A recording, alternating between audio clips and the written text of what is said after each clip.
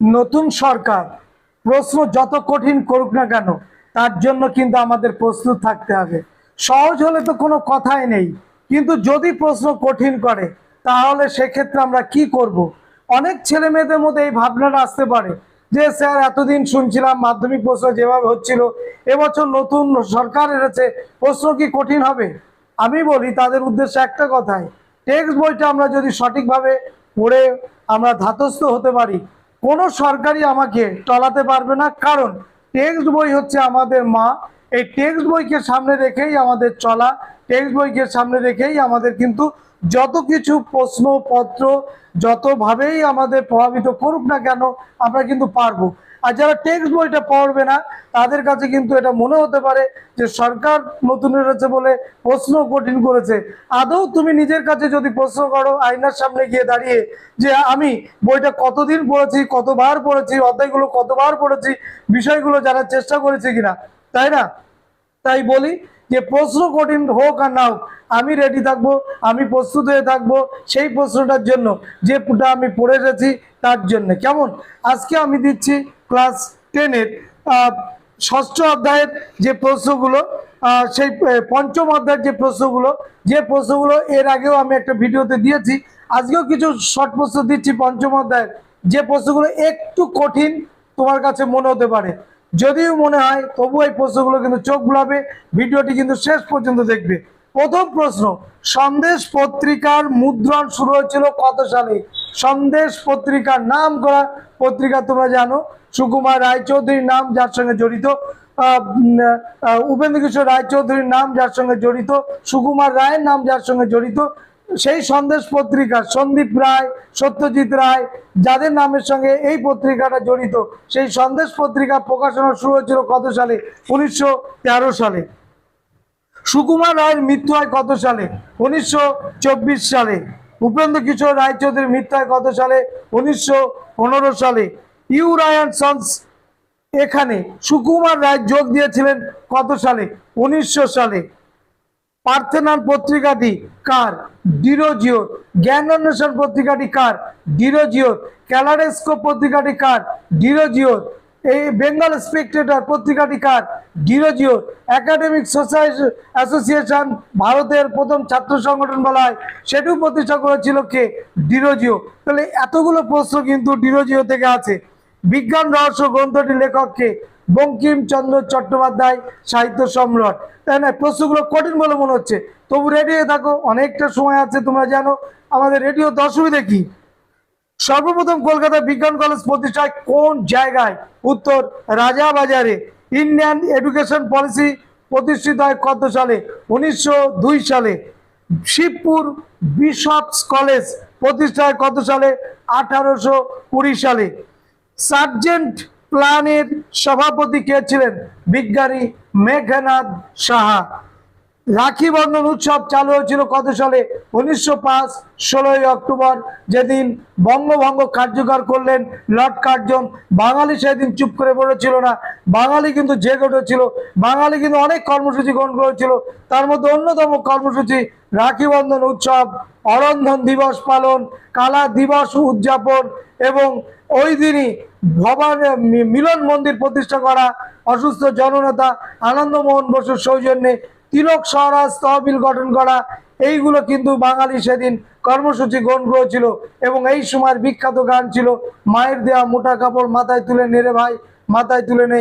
এই সময়কালের বিখ্যাত গান বাংলার মাটি, বাংলার জল, বাংলার বায়ু, বাংলার ফল, পূর্ণ হোক হে ভগবান, রবীন্দ্রনাথ ঠাকুরের। ঠিক এই সময়কালে কিন্তু আমরা দেখতে পাবো এরকম আরো কিছু স্বদেশী প্রতিষ্ঠান গড়ে উঠবে। এসিসি সিমেন্ট কারখানা গড়ে উঠবে, দেশ মেডিকেল গড়ে উঠবে, জাতীয় সাবান কারখানা গড়ে উঠবে। প্রফুল্লচন্দ্র রায় উদ্যোগ নিয়ে, বিজ্ঞানী প্রফুল্লচন্দ্র রায় উদ্যোগ নিয়ে তিনি বিভিন্ন কারখানা গড়ে তুলবেন। Jamsetji tata iron and steel company গড়ে তুলবে। এইরকম অনেক কিন্তু প্রতিষ্ঠান, স্বদেশী প্রতিষ্ঠান গড়ে উঠবে। উদ্দেশ্য ব্রিটিশ সরকারকে বুঝিয়ে দেয়া যে বাঙালি পারে নিজের আত্মবলে বলিয়ান হতে, বাঙালি পারে নিজের আত্মনির্ভরতার জায়গা গড়ে তুলতে। নেক্সট প্রশ্ন, ভারতের প্রথম বিদ্যালয় কোনটি? তোমরা সবাই জানো। ভারতের প্রথম বিশ্ববিদ্যালয় কোনটি? কলকাতা বিশ্ববিদ্যালয় তোমরা জানো, যার জন্ম 1857 সাল। নারী শিক্ষা ভান্ডার স্থাপন করেছিলেন কে? ঈশ্বরচন্দ্র বিদ্যাসাগর নারী শিক্ষার উন্নতির জন্য নারী শিক্ষা ভান্ডার কিন্তু প্রতিষ্ঠা করেছিলেন। ও ইতিহাসমালা গ্রন্থটির লেখককে উইলিয়াম ক্যারি। শ্রীরামপুর ত্রয়ীর অন্যতম ছিলেন উইলিয়াম ক্যারি, জোশুয়া মার্সম্যান এবং উইলিয়াম ওয়াট। সেই ত্রয়ীর মধ্যে উইলিয়াম ক্যারি কিন্তু এই ইতিহাসমালা গ্রন্থটির লেখক ছিলেন। লিপিমালা গ্রন্থটির লেখককে রাম রাম বসু। নেক্সট, বঙ্গদূত প্রকাশিত হয় কত সালে? 1829 সালে। বঙ্গদূত পত্রিকা প্রকাশিত হয়েছিল 1829 সালে।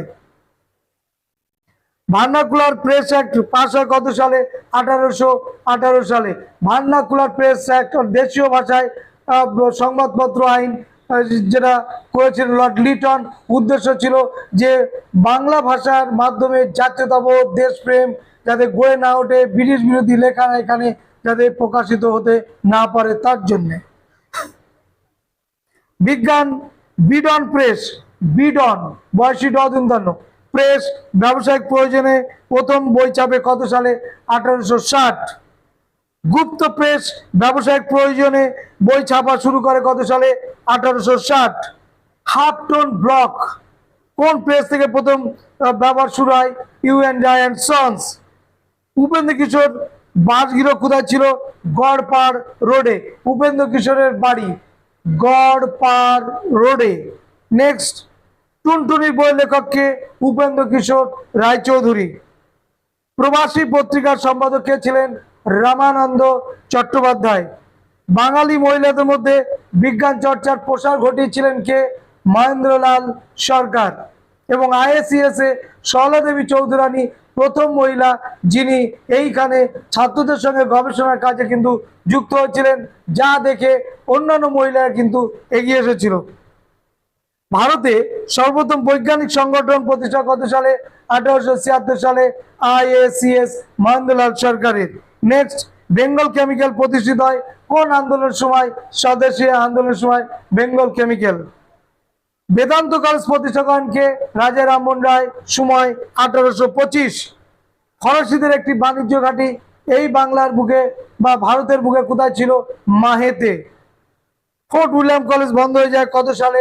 1854 সালে। ইস্ট ইন্ডিয়া কলেজের অপর নাম কি? Fort William college. পুরুষ পরীক্ষা গ্রন্থটির লেখককে রাম রাম বসু। তোতা ইতিহাসের লেখককে আমরা এখানে পাবো। তোতা ইতিহাস লেখক হচ্ছেন চণ্ডীচরণ মুন্সী। জাতীয় শিক্ষা পরিষদ গঠিত হয় কত সালে? 1906 খ্রিস্টাব্দে। কলকাতা বিজ্ঞান কলেজ প্রতিষ্ঠা কত সালে? 1914 খ্রিস্টাব্দে। বসু বিজ্ঞান মন্দির প্রতিষ্ঠা হয় কত সালে? 1917 সালে।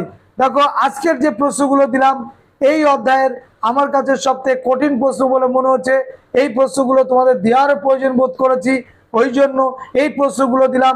অবশ্যই এই প্রশ্নগুলো রেডি করবে এবং এই প্রশ্নগুলোর সঙ্গে সঙ্গে এই পঞ্চম অধ্যায়ের আমি আরো অনেকগুলো প্রশ্ন দিয়েছি, সেই প্রশ্নগুলো কিন্তু দেখবে। আশা করছি এই যে দুটো তিনটে যে ভিডিও দিলাম এই পঞ্চম অধ্যায়ের শর্ট প্রশ্নের উপরে এই প্রশ্নগুলো করলে এই অধ্যায় থেকে আমরা অনেকটা নিশ্চিত জায়গায় বা একদম সুবিধাজনক জায়গায় থাকবো, যেখান থেকে প্রশ্ন আসলেই আমি লিখতে পারবো। আশা করছি ভিডিওটা তোমরা শেষ পর্যন্ত দেখেছো এবং ভিডিওটা তোমাদের যদি ভালো লাগে অবশ্যই কমেন্টস করে জানাবে।